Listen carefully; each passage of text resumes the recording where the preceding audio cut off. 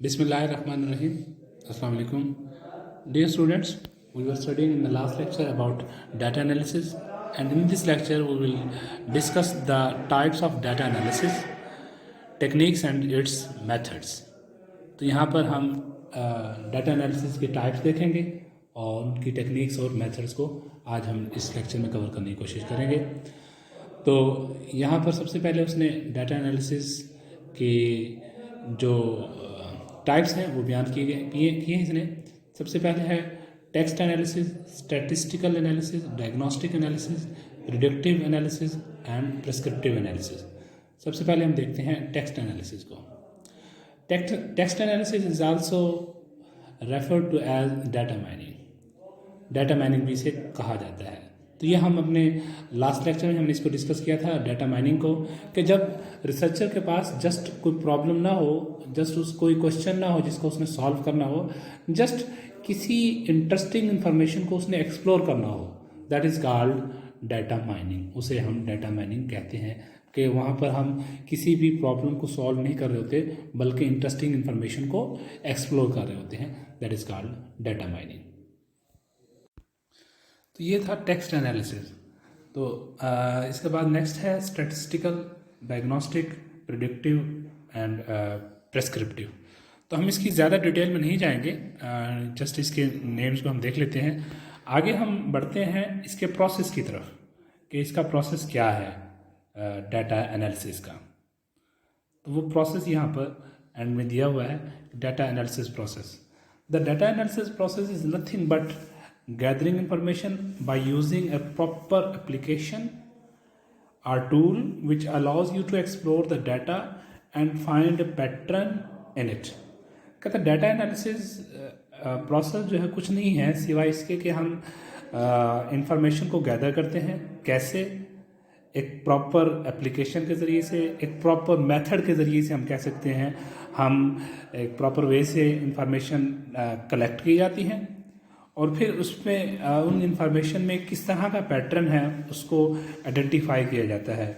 उस इंफॉर्मेशन में क्या बयान किया गया, क्या वो कहना चाहता है, वो हम वहाँ पर इसमें डाटा एनालिसिस में फाइंड करने की, आइडेंटिफाई करने की कोशिश करते हैं।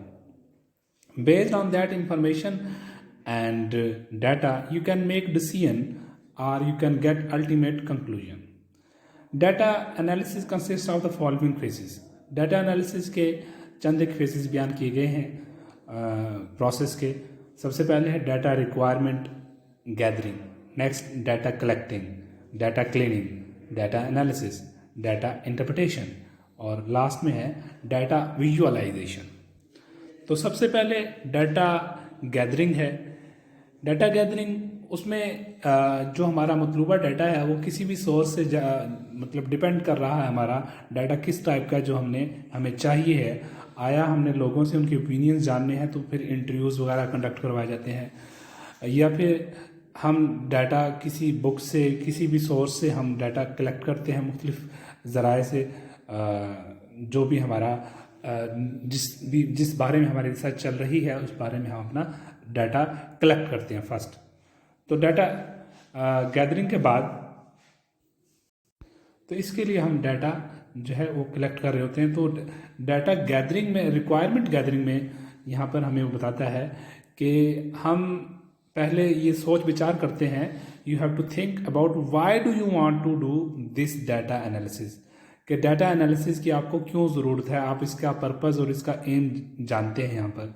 तो उसी हिसाब से जब आपको पर्पज़ और एम आपके माइंड में होता है तो फिर आप अपना जो पर्टिकुलर जो डाटा है जिसको आपने कलेक्ट करना है वो फिर आप वहाँ से उसको कलेक्ट कर सकते हैं। तो सबसे पहले आपको जानना होगा आपका एम और आपका पर्पज़, कि आपका डाटा किस टाइप का है जो आपने कलेक्ट करना है। तो पहले आपको पर्पज़ और एम के बारे में जानना पहला स्टेप है ये। नेक्स्ट स्टेप में डाटा कलेक्शन है। जब आपको पर्पज़ क्लियर हो चुका है, आपको एम आपका क्लियर हो चुका है, तो उसके बाद फिर आप अपना जो डाटा है रिक्वायर्ड वहाँ से आप उसको कलेक्ट करते हैं। वो जहाँ भी अवेलेबल हो तो उसको वहाँ से कलेक्ट किया जाता है। नेक्स्ट है डाटा क्लीनिंग। डाटा क्लीनिंग के अंदर क्या करते हैं हम, इररेलेवेंट जो इन्फॉर्मेशन है उनको नज़रअंदाज कर दिया जाता है। जो रेलिवेंट इन्फॉर्मेशन है जो हमसे मुतल्लिका है जस्ट हम उन्हीं पर ही फोकस करते हैं जिसको हमने बयान करना अपने थीसिस में। जैसा कि हमने थीसिस में पढ़ा था डिलिमिटेशन, तो डिलिमिटेशन में क्या है वो यही है कि हम एक ख़ास एरिया तक, एक ख़ास सफ़ियर तक लिमिटेड रहते हैं। जो एक्स्ट्रा इन्फॉर्मेशन है उनको हम नज़रअंदाज कर देते हैं। जस्ट अपने सफ़ियर, जस्ट अपने पॉइंट की हद तक ही महदूद रहते हैं, उस पॉइंट से बाहर नहीं निकलते। तो इसी तरह ये डाटा क्लीनिंग का प्रोसेस है। इसमें हम डाटा क्लीनिंग में यही करते हैं कि जो इररेलेवेंट इंफॉर्मेशन होती है उनको हम एक्सक्लूड कर देते हैं। तो नेक्स्ट प्रोसेस है डाटा एनालिसिस का। तो डाटा एनालिसिस में क्या करते हैं, लिखता है कि once the data is collected, cleaned and processed, it is ready for the analysis. तो फिर ये एनालिसिस के लिए रेडी हो गया है। अब हमने यहाँ पर इसका तज्जिया करना है। As you manipulate data, you may find you have the exact information you need.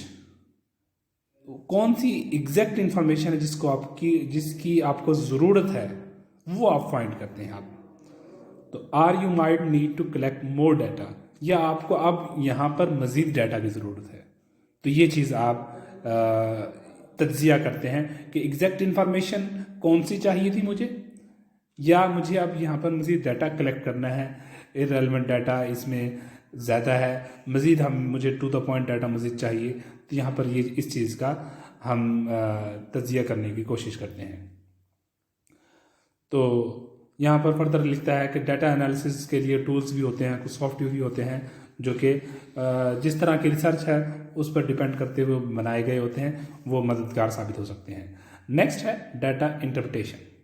Data interpretation क्या है कि डाटा की तशरीह करना।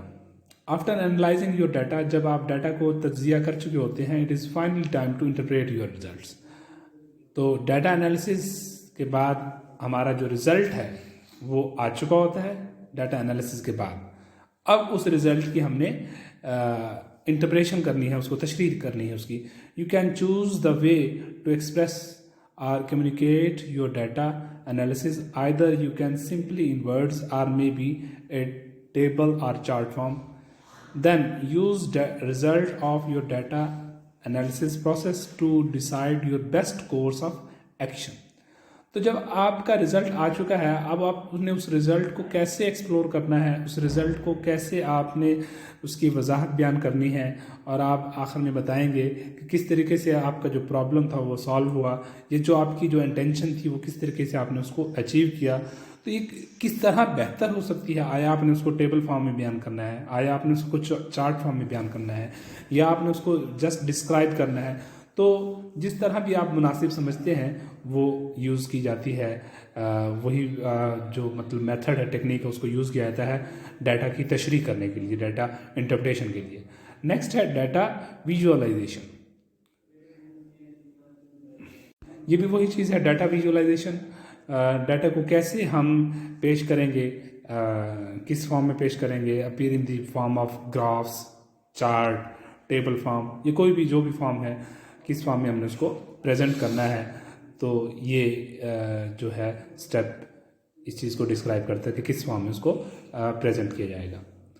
तो नेक्स्ट यहाँ पर उस चीज़ की समरी बयान कर दी गई है जो हमने अभी तक पढ़ा था, कि उसमें सबसे पहले जो है वो डाटा की कलेक्शन है। सबसे पहले तो हमारा एम होता है कि हमने किस टाइप का डाटा वो हमने उसको कंडक्ट करना है, किस टाइप का डाटा हमने उठाना है।